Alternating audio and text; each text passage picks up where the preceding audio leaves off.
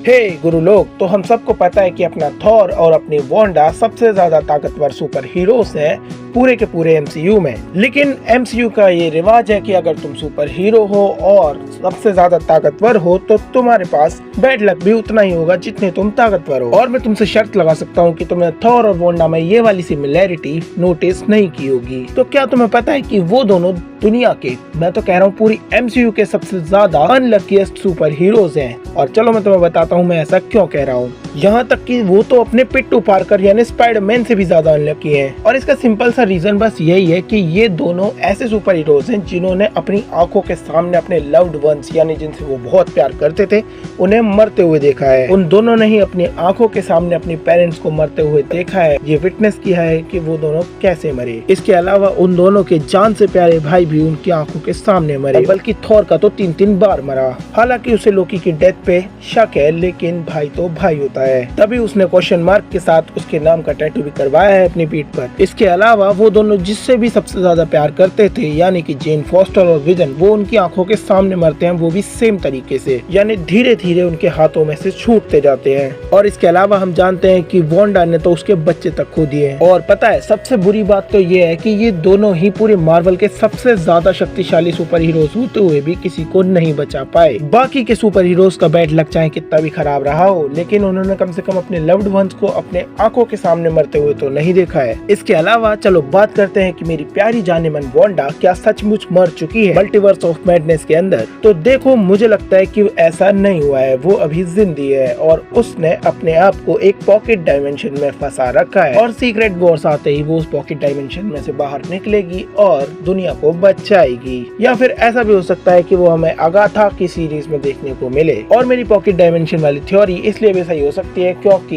हमने what if series में देखा है कि पॉकेट डायमेंशन अपने ही यूनिवर्स में बनाई जा सकती है, जैसे कि अपने सुप्रीम डॉक्टर स्ट्रेंज ने बनाई थी किलमॉन्गर को फंसाने के लिए। तो हो सकता है कि मेरी बाबू वांडा ने भी ऐसा ही काम किया हो। भाई यार वांडा को प्लीज मत मारो, क्योंकि मैंने ना वांडा के चक्कर में विजन की गंदी शक्ल देखी है वांडा विजन में। खैर मुझे अपने प्यार पे भरोसा है, मेरी वांडा वापस जरूर आएगी। जब तक तुम्हें अगर वीडियो पसंद आए तो लाइक करो, शेयर करो, सब्सक्राइब करो, और सब्सक्राइब तो जरूर करना है, ठीक है। तब तक के लिए बाय बाय, पीस आउट।